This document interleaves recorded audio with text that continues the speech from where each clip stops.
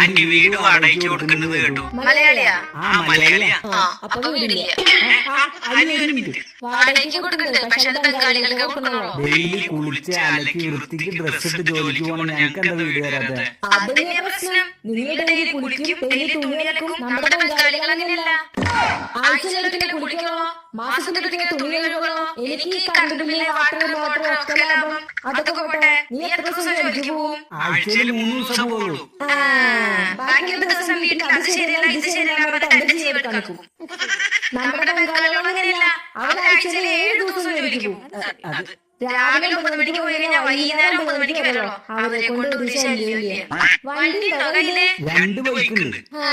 എന്നിട്ട് ആ 2 വണ്ടി കൊണ്ട് വീടിന്റെ പുറത്ത് വെച്ചിട്ട് വരുന്നവരും പോകുന്നവരും മുഴുവൻ വണ്ടി നീക്കുന്ന പറഞ്ഞിട്ട് എനിക്കൊരു ഉണ്ടാവില്ല. എന്നാ നമ്മുടെ ബംഗാളി ബോയ്സിന് പാർക്കിങ്ങിന്റെ ഒരു പ്രശ്നമേ ഇല്ല. അതൊക്കെ പോട്ടെ,